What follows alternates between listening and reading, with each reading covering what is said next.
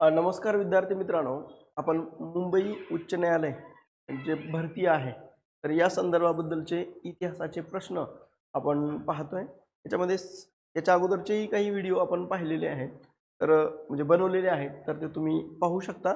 आपण मुद्द्याकडे येऊया। याच्यामध्ये एक लक्षात ठेवा की प्रश्न हा आहे की ऋग्वेद हा सर्वात जुना वेद आहे ज्याची रचना अंदाजे किती वर्षापूर्वी झाली, म्हणजे आजच्या साधारणतः 350 वर्षापूर्वी त्याची ही रचना झाल्याचा उल्लेख आपल्याला करता येईल।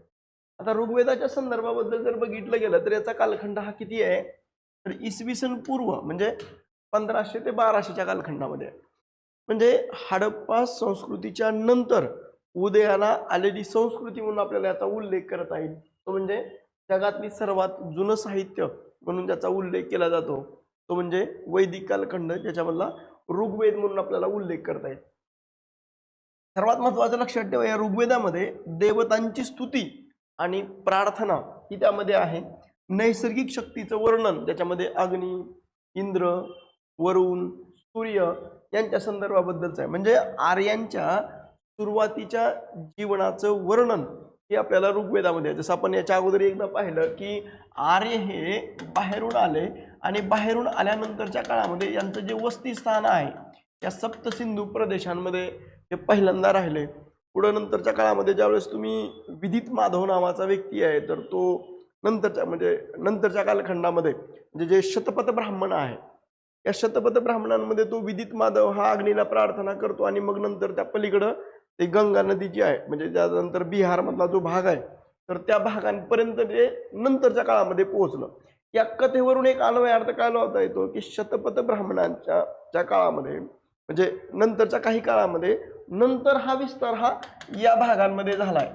हा एक भाग आपल्याला भारतामध्ये ऋग्वेदाचा म्हणजे उत्तर वैदिक कालखंडामध्ये या भागांमध्ये विस्तार झालाय। या शतपथ ब्राह्मणांवरून एक अन्वय अर्थ काढता येतो। आजच्या 350 वर्षापूर्वी हा वैदिक कालखंड हा म्हणजे साधारणतः 1500च्या कालखंडामध्ये ह्या ऋग्वेदाची रचना झाली असा आपल्याला उल्लेख करता येईल। म्हणजे भारतात नागरी संस्कृती म्हणजे हडप्पा संस्कृती संपल्यानंतरचा कालखंड म्हणून आपला याचा उल्लेख करता येईल। आता सर्वात महत्त्वाचं लक्षात ठेवा की ऋग्वेदाची रचना झाली, याच्यामध्ये रचनांमध्ये जसं आपण काल पाहिलं की ऋग्वेदामध्ये किती मंडलं आहेत, तर ती एकूण 10 मंडलं आहेत। त्याच्यामध्ये तिसऱ्या मंडलामध्ये गायत्री मंत्राचा उल्लेख येतो, 10व्या मंडलामध्ये पुरुष सूक्ताचा उल्लेख येतो। म्हणजे हा एक भाग आपल्याला लक्षात ठेवा। म्हणून किती भागामध्ये विभागला गेलाय, तर 10 मंडलामध्ये विभागला गेलाय। किती सूक्त आहेत, तर 1028 सूक्त आहेत आणि विशिष्ट मंत्र किंवा ऋचा ज्याला आपण म्हणतो तर 1552 ह्या ऋचा आहेत। म्हणजे हा एक भाग तुम्ही नीटपणाने लक्षात ठेवा म्हणजे ऑब्जेक्टिव्हच्या टाईपनुसार।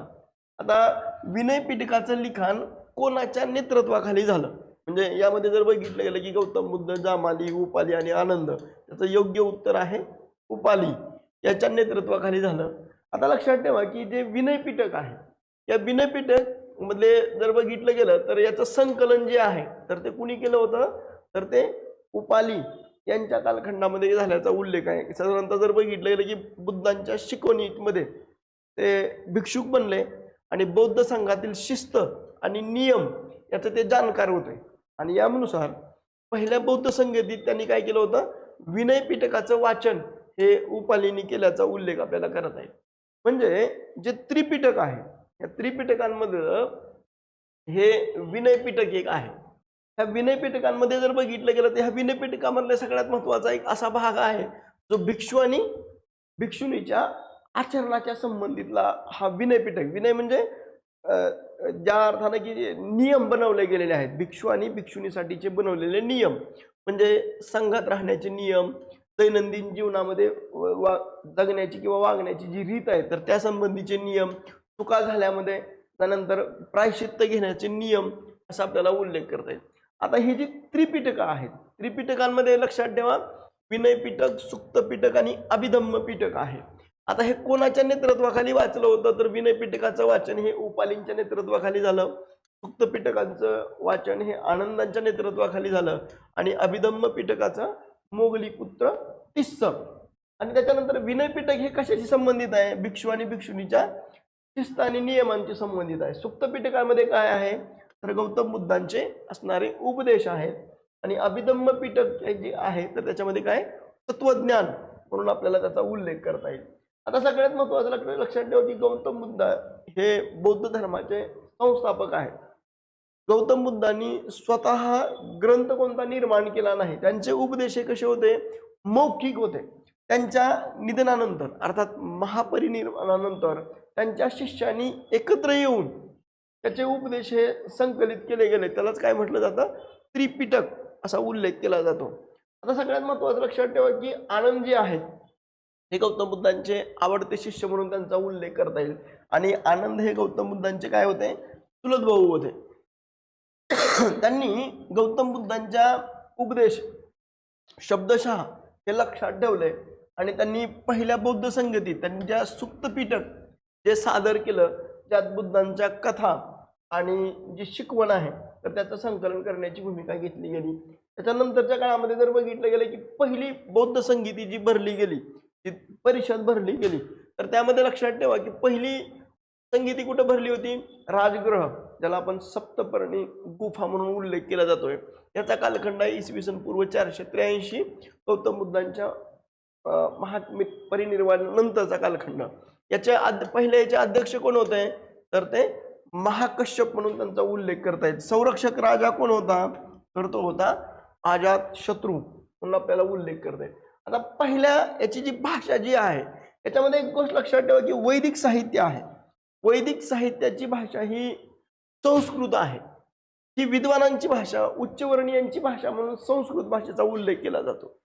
त्याच्यामध्ये बौद्ध साहित्य आहे. या बौद्ध साहित्यांमध्ये जे त्रिपिटक आहे, ज्यामध्ये पाली ही सर्वसामान्यांची लोकभाषा आहे आणि म्हणजे जेणेकरून धर्म हा सर्वसामान्य लोकांपर्यंत पोहोचावा यासाठी म्हणून त्यांनी त्याला पैशाची भाषा किंवा पाली भाषा या म्हणजे उपदेश हे गौतम बुद्धांनी पैशाची भाषामध्ये देखील दिल्याचा उल्लेख आपल्याला करता येतो.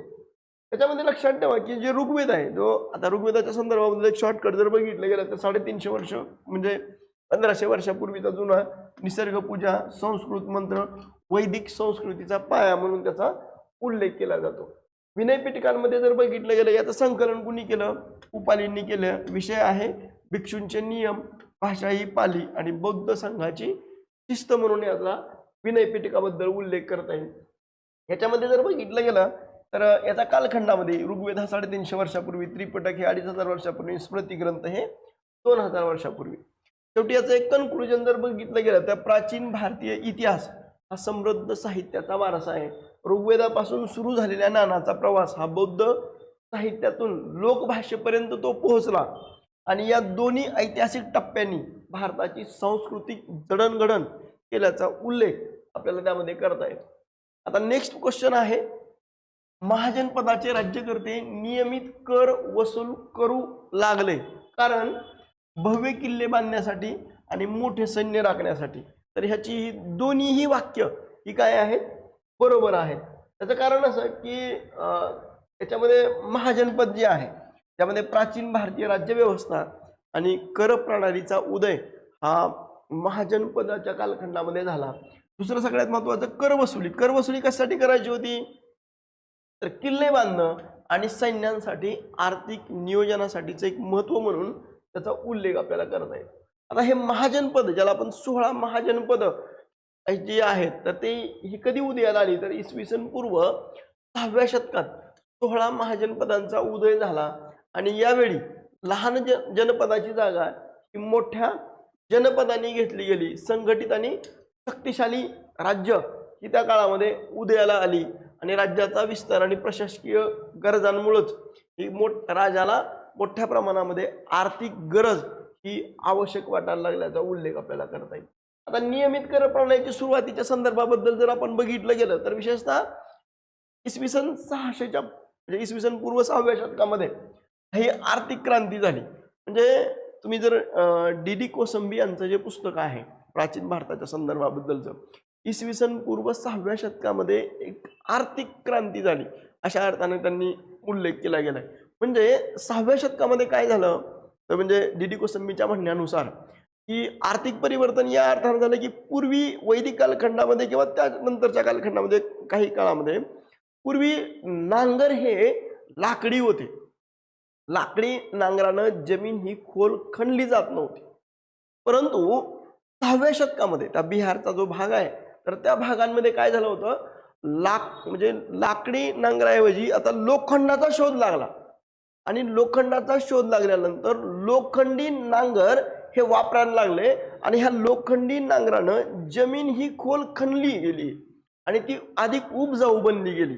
म्हणून ह्या अर्थक्रांतीमध्ये नवपरिवर्तन हे 6व्या शतकामध्ये झालं आणि या काळामध्ये स्वइच्छेनं दिल्या जाणाऱ्या बळीकर किंवा बलीकर ज्याला आपण म्हणतोय तर राजानं नियमित कर म्हणून वसूल करायला सुरुवात केली आणि हेच उत्पन्नाचं एक शाश्वत साधन हे त्या काळामध्ये बनलं. कर वसुलीची प्रमुख कारण जर बघितलं गेलं तर भव्य किल्ले बांधणं, कारण राजधानीचं संरक्षण करणं आणि शत्रूच्या बचावापासून मजबूत तटबंदीची गरज ही आवश्यक होती. मोठं सैन्य राखणं, दुसरं राज्याचा विस्तार आणि अंतर्गत शांततेसाठी नियमित सैनिकांची भरती आवश्यक आहे, त्यासाठी म्हणून कर घेणं हे आवश्यक होतं. आता भव्य किल्ले आणि तटबंदीच्या संदर्भाबद्दल जर बघितलं की प्राचीन काळी केवळ किल्ले हे संरक्षणाचं साधन नसून ते सत्तेचं आणि प्रतिष्ठेचं प्रतीक हे मानलं जायचं. त्यामुळे महाजनपदाच्या राजांनी आपापल्या राजधानीला अभेद बनवण्यासाठी मोठा निधी हा खर्च केल्याचा उल्लेख आपल्याला करत आहे. म्हणजे किल्ल्यांचं सामरिक महत्व काय होतं नेमकं, लक्षात ठेवा की शत्रूंच्या अचानक होणाऱ्या आक्रमणापासून लोकांचं संरक्षण करणं ही भूमिका होती. राजधानीच्या शहराभोवती मजबूत दगडी भिंती किंवा नगर भिंती बांधणं आवश्यक होतं आणि धान्याचा आणि पाण्याचा साठा सुरक्षित ठेवण्यासाठी हा किल्ल्यांचा उपयोग होतोय. अशा प्रचंड बांधकामासाठी हजारो कामगारांची आणि पैशांची गरज ही आवश्यक होती, म्हणून हे कर हे महाजनपदाच्या काळामध्ये घेत होते. आता राजगृह जे आहे त्या मगधची असणारी राजधानी, जे ज्याला आपण काय उल्लेख करतोय राजगृह, आजचं राजगीर, हे 5 डोंगरांनी वेढलेलं म्हणून आपल्याला उल्लेख करता येईल. ही एक आपल्याला या राजगृहाच्या संदर्भाबद्दलचा उल्लेख करता येईल. मोठं सैन्य राखण्यासाठी देखील महाजनपदाच्या वर्चस्वासाठी, म्हणजे आपापल्या वर्चस्वासाठी, म्हणजे आपलं वर्चस्व टिकवून ठेवण्यासाठी सैन्य हे आवश्यक होतं आणि तात्पुरते सैनिकाऐवजी स्थायी सैनिक ही काळाची गरज ही त्या काळामध्ये होती, म्हणून हे कर त्या काळामध्ये घेतले जात होते. आता सैन्य दलाच्या संदर्भाबद्दल जर बघितलं गेलं तर त्याच्या खर्चाच्या संदर्भाबद्दल जर बघितलं गेलं तर सर्वाधिक खर्च हा पायदळावर आहे, त्याच्यानंतर आहे हत्तीदळ आणि त्याच्यानंतर रथ आणि घोडेस्वाराच्या संदर्भाबद्दलचं. सैनिकांचं वेतन आणि खर्चाच्या संदर्भाबद्दल जर बघितलं गेलं तर सैनिकांना वर्षभर नियमित वेतन हे दिलं जायचं. शस्त्र, चिलखत आणि रथाची निर्मिती किंवा दुरुस्तीसाठीचा निधी घेतला जायचा. युद्धात वापरल्या जाणाऱ्या प्राण्यांच्या, घोडे किंवा हत्ती जे त्यांच्या खाद्यपदार्थांचा खर्च, त्यानंतर हे सर्व खर्च भागवण्यासाठी राजाला प्रजेकडून उत्पन्नाच्या 1/6 भाग हा वसूल करावा लागायचा. लक्षात ठेवा, हा कर किती, 1/6 हा हिस्सा ते घेत होते. किल्ले आणि सैन्य ही राज्याची 2 मजबूत चाकं आहेत आणि कर हे त्याचं इंधन आहे. हा एक भाग आपल्याला त्याच्याबद्दलचा उल्लेख करता येईल. नेक्स्ट आहे भारतात 19व्या शतकात सामाजिक सुधारणाच्या संदर्भात पंडिता रमाबाई बद्दल खालीलपैकी कोणतं विधान हे योग्य आहे. पुण्यातील मुलींच्या देशातील पहिल्या शाळेच्या त्या मुख्याध्यापिका होत्या, तर हे चुकीचं आहे. पतीच्या नातेवाईकांकडून वाईट वागणूक मिळालेल्या विधवांना आश्रय देण्यासाठी तिने पुन्हा येथे विधवा गृहाची स्थापना केली, तर हे बरोबर आहे. म्हणून केवळ काय 2 हेच योग्य उत्तर आपल्याला उल्लेख करता येईल. आता लक्षात ठेवा, मुलींच्या शाळेच्या पहिल्या मुख्याध्यापिका, हा प्रश्न वारंवार विचारलाय तुम्हाला. ऑब्जेक्टिव्हसाठी या प्रश्नांकडे तुम्ही फोकस करा. आपण जे हिस्ट्रीचे जे प्रश्न घेतले त्याच्यामध्ये अधिक प्रमाणामध्ये तुम्ही बघा, महात्मा फुले असतील, सावित्रीबाई असतील, तर यांच्यावर मात्र कायम क्वेश्चन हा विचारला गेलाय. म्हणजे बऱ्यापैकी तुम्ही जर ऑब्झर्व केलं तर तुम्हाला याच्यामध्ये दिसतं या ऑप्शनमध्ये देखील. म्हणून लक्षात ठेवा, मुलींच्या शाळेच्या पहिल्या मुख्याध्यापिका, भारतातली पहिली मुलींची शाळा जी 1848ला पुण्यामध्ये महात्मा फुले आणि सावित्रीबाई यांनी सुरू केली होती, त्या शाळेच्या मुख्याध्यापिका म्हणून आपल्याला उल्लेख कोणाचा करता येईल, सावित्रीबाई फुले यांचा उल्लेख आपल्याला करता येईल.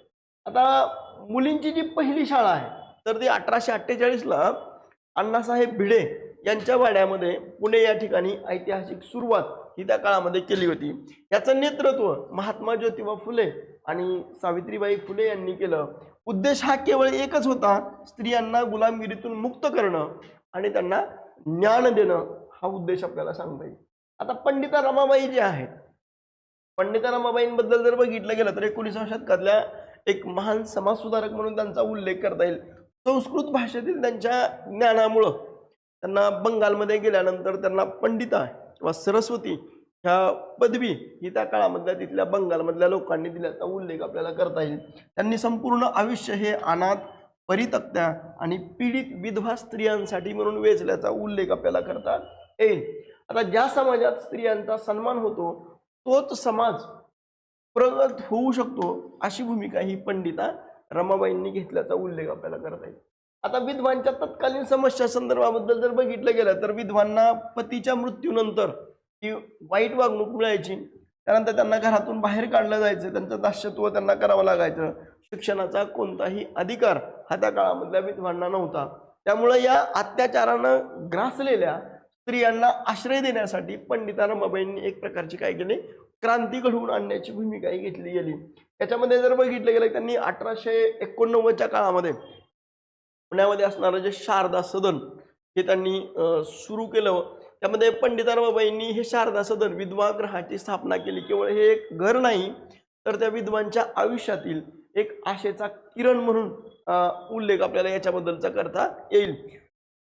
खरं तर हे शारदा सदन हे जे नाव आहे तर पहिली जी विद्यार्थिनी आहे शारदा गद्रे हिच्या नावावरून हे सदन हे सुरू केल्याचा उल्लेख आपल्याला करता येईल. म्हणजे त्यांना प्रेम, संरक्षण आणि शिक्षणाची हमी या शारदा सदनमधून त्यांना मिळायला लागली. आता लक्षात ठेवा की सावित्रीबाई फुले मुलींचं प्राथमिक शिक्षण, पंडिता रमाबाई विधवा पुनर्वसन आणि उच्च शिक्षण, आणि या दोघींच्यामध्ये समन्वय जर बघितला गेला तर स्त्री सक्षमीकरण करणं. तर सावित्रीबाई फुले भारतातल्या पहिली मुलींची शाळा काढली. त्याच्यानंतर पंडिता रमाबाईंचं जे वेगळेपण आहे ते एक म्हणजे कोणतं, शारदा सदन, मुक्ती सदन हे त्यांनी स्थापन केलं. आणि याच्यामध्ये दोन्हीही म्हणजे स्त्रियांना स्वावलंबी बनवणं हा दोघींचंही कार्य म्हणून आपल्याला उल्लेख करता येईल. स्वावलंबनाच्या संदर्भाबद्दल जर बघितलं गेलं तर त्यांनी पंडिता रमाबाईंनी स्त्रियांना शिलाई काम आणि विणकाम हे त्या आश्रमामध्ये किंवा शारदा सदनमध्ये करण्याची भूमिका घेतली गेली. शिक्षणाच्या संदर्भाबद्दल वाचन, लेखन आणि हिशोब ठेवण्याचं प्रशिक्षण हे त्यांनी दिलं. स्वयंरोजगार यासाठी म्हणून स्वतःच्या पायावर उभं राहण्यासाठी आणि सन्मानानं जगण्यासाठीची एक उमेद किंवा जिद्द ही त्यांना दिली.